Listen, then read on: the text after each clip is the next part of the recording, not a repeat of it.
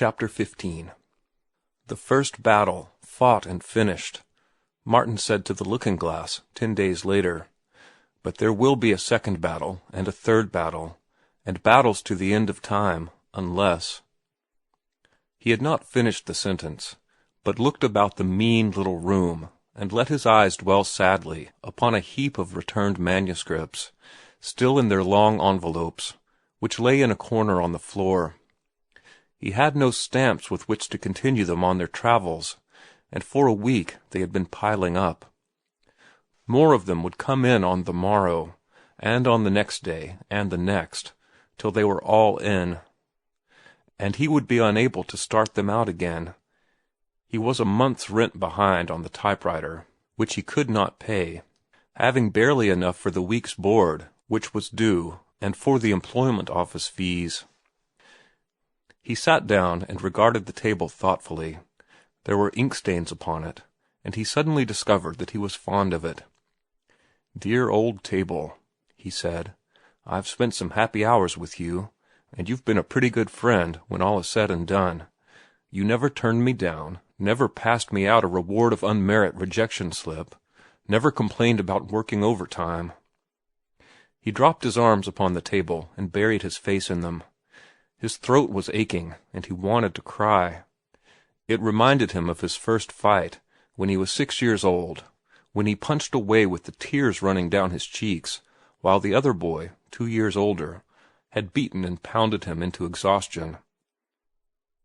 He saw the ring of boys, howling like barbarians, as he went down at last, writhing in the throes of nausea, the blood streaming from his nose and the tears from his bruised eyes.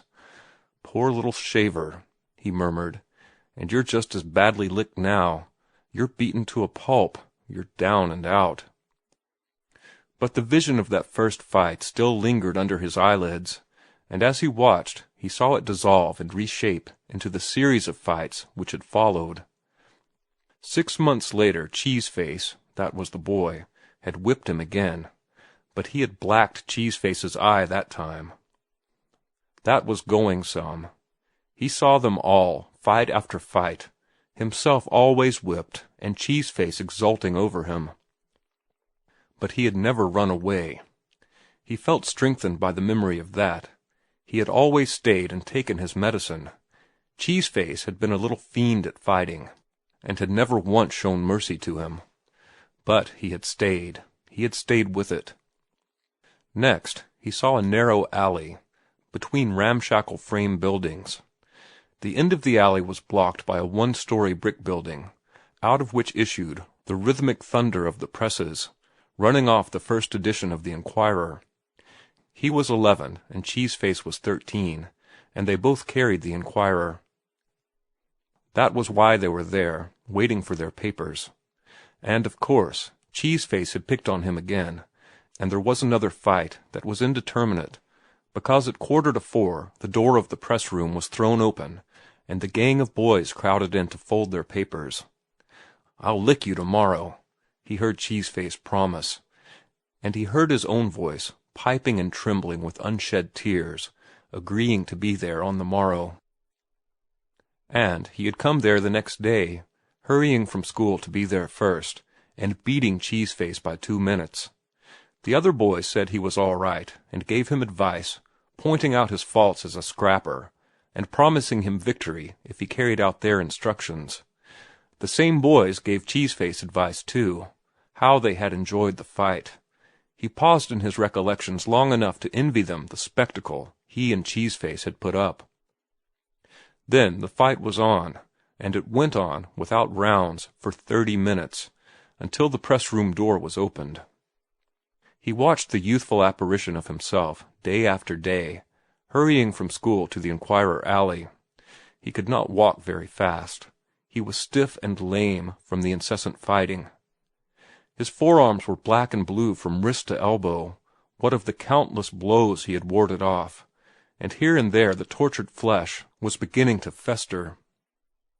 His head and arms and shoulders ached. The small of his back ached. He ached all over, and his brain was heavy and dazed. He did not play at school, nor did he study. Even to sit still all day at his desk, as he did, was a torment. It seemed centuries since he had begun the round of daily fights, and time stretched away into a nightmare and infinite future of daily fights. Why couldn't Cheese-Face be licked, he often thought. That would put him, Martin, out of his misery. It never entered his head to cease fighting, to allow Cheese-Face to whip him.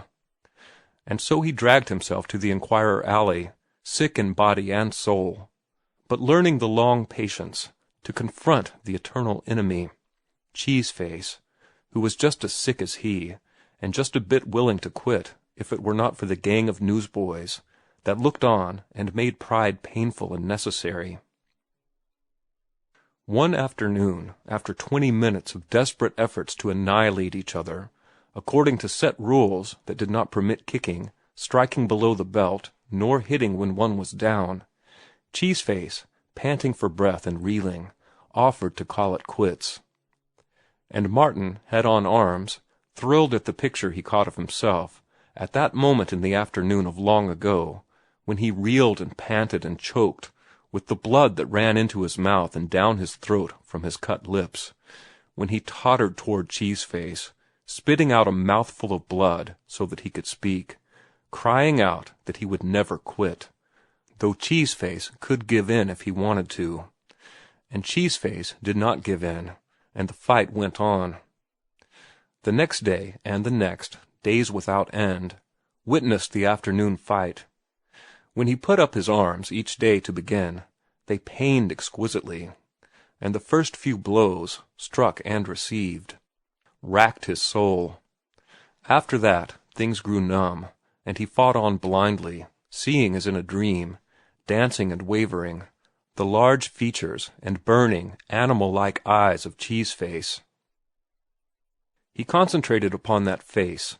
All else about him was a whirling void. There was nothing else in the world but that face, and he would never know rest, blessed rest, until he had beaten that face into a pulp with his bleeding knuckles, or until the bleeding knuckles that somehow belonged to that face had beaten him into a pulp. And then, one way or the other, he would have rest. But to quit, for him, Martin, to quit, that was impossible. Came the day when he dragged himself into the Enquirer Alley, and there was no Cheese-Face. Nor did Cheese-Face come. The boys congratulated him, and told him that he had licked Cheese-Face. But Martin was not satisfied. He had not licked Cheese-Face, nor had Cheese-Face licked him. The problem had not been solved. It was not until afterward that they learned that Cheese-Face's father had died suddenly that very day. Martin skipped on through the years, to the night in the nigger heaven at the auditorium. He was 17 and just back from sea. A row started. Somebody was bullying somebody, and Martin interfered, to be confronted by Cheese-Face's blazing eyes. "I'll fix you after the show," his ancient enemy hissed. Martin nodded. The nigger heaven bouncer was making his way toward the disturbance. "I'll meet you outside, after the last act," Martin whispered, the while his face showed undivided interest in the buck and wing dancing on the stage. The bouncer glared and went away. "Got a gang?" he asked Cheese-Face at the end of the act. "Sure." "Then I got to get one," Martin announced. Between the acts, he mustered his following: 3 fellows he knew from the nail works, a railroad fireman, and half a dozen of the Boo gang, along with as many more from the dread 18 and Market gang. When the theater let out, the 2 gangs strung along inconspicuously on opposite sides of the street. When they came to a quiet corner, they united and held a council of war.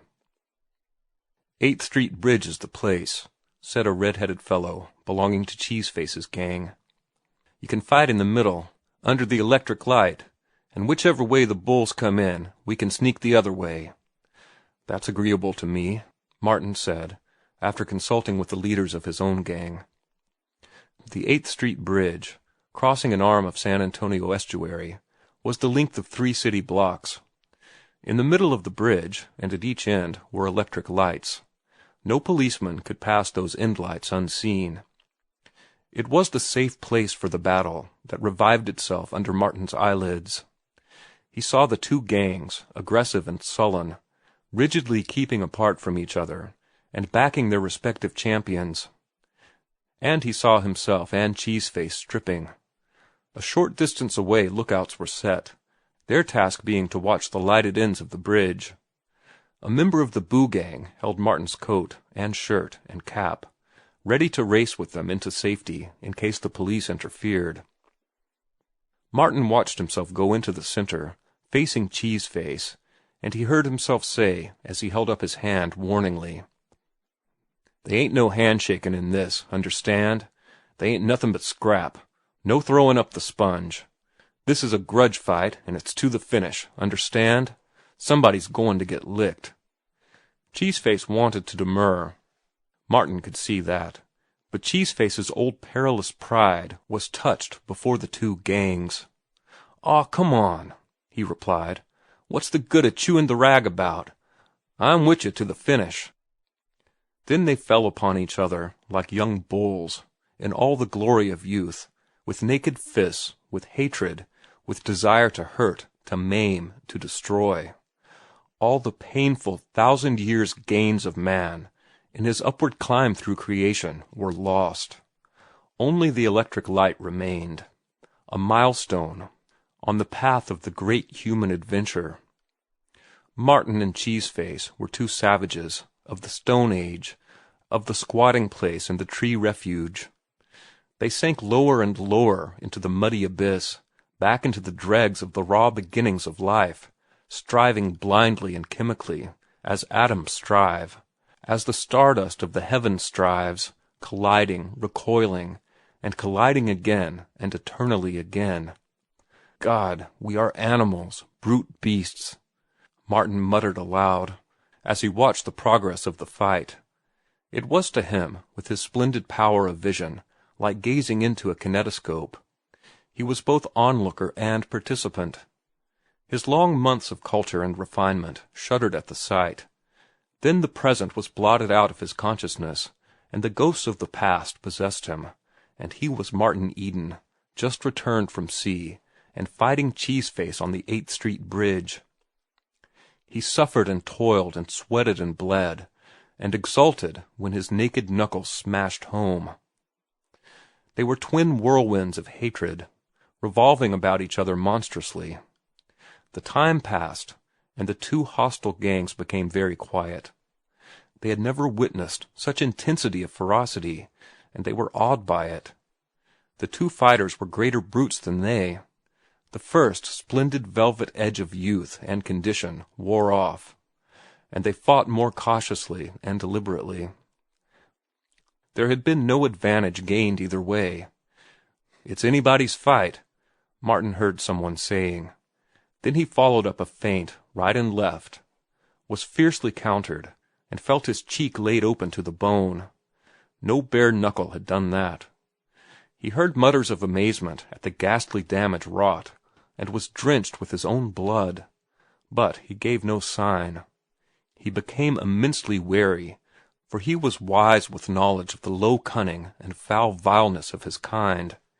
He watched and waited, until he feigned a wild rush, which he stopped midway, for he had seen the glint of metal. "Hold up your hand," he screamed. "Them's brass knuckles, and you hit me with 'em." Both gangs surged forward, growling and snarling. In a second there would be a free-for-all fight, and he would be robbed of his vengeance. He was beside himself. "You guys keep out," he screamed hoarsely. "Understand? Say, do you understand?" They shrank away from him. They were brutes, but he was the arch-brute, a thing of terror that towered over them and dominated them. "This is my scrap, and they ain't going to be no buttin' in. Gimme them knuckles."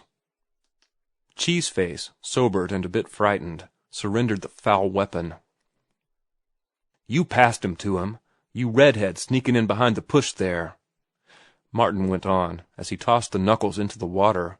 "I seen you, and I was wonderin' what you was up to. If you try anything like that again, I'll beat you to death. Understand?" They fought on, through exhaustion and beyond, to exhaustion immeasurable and inconceivable, until the crowd of brutes, its bloodlust sated, terrified by what it saw, begged them impartially to cease. And Cheeseface, ready to drop and die, or to stay on his legs and die, a grisly monster, out of whose features all likeness to Cheeseface had been beaten, wavered and hesitated. But Martin sprang in and smashed him again and again. Next, after a seeming century or so, with Cheeseface weakening fast, in a mix-up of blows, there was a loud snap, and Martin's right arm dropped to his side. It was a broken bone. Everybody heard it and knew, and Cheeseface knew, rushing like a tiger in the other's extremity, and raining blow on blow. Martin's gang surged forward to interfere. Dazed by the rapid succession of blows, Martin warned them back, with vile and earnest curses, sobbed out and groaned, in ultimate desolation and despair. He punched on, with his left hand only, and as he punched, doggedly, only half conscious, as from a remote distance he heard murmurs of fear in the gangs, and one said, with shaking voice, "This ain't scrap, fellows. It's murder, and we ought to stop it." But no one stopped it, and he was glad, punching on wearily and endlessly with his one arm, battering away at a bloody something before him that was not a face but a horror, an oscillating, hideous, gibbering, nameless thing that persisted before his wavering vision and would not go away.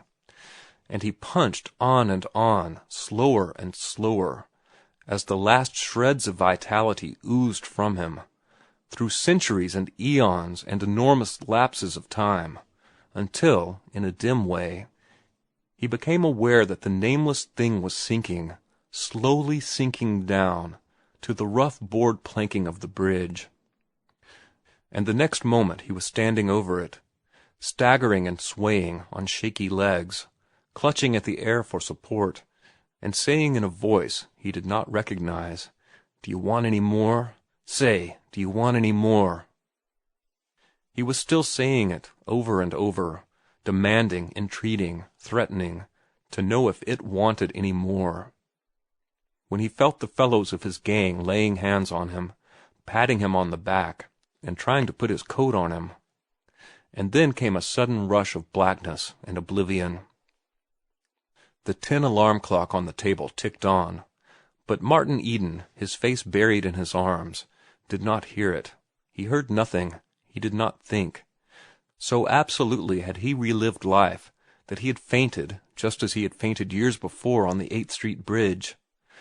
For a full minute the blackness and the blankness endured. Then, like one from the dead, he sprang upright, eyes flaming, sweat pouring down his face, shouting, "I licked you, Cheeseface. It took me 11 years, but I licked you." His knees were trembling under him. He felt faint, and he staggered back to the bed, sinking down and sitting on the edge of it. He was still in the clutch of the past. He looked about the room, perplexed, alarmed, wondering where he was, until he caught sight of the pile of manuscripts in the corner. Then the wheels of memory slipped ahead through 4 years of time, and he was aware of the present, of the books he had opened and the universe he had won from their pages, of his dreams and ambitions, and of his love for a pale wraith of a girl, sensitive and sheltered and ethereal, who would die of horror did she witness but one moment of what he had just lived through, one moment of all the muck of his life through which he had waded. He arose to his feet and confronted himself in the looking-glass. "And so you rise from the mud, Martin Eden," he said solemnly, "and you cleanse your eyes in a great brightness, and thrust your shoulders among the stars, doing what all life has done, letting the ape and tiger die, and wresting highest heritage from all powers that be." He looked more closely at himself and laughed. "A bit of hysteria and melodrama, eh?" he queried. "Well, never mind. You licked Cheeseface, And you'll lick the editors if it takes twice 11 years to do it in. You can't stop here. You've got to go on. It's to a finish, you know. End of chapter 15.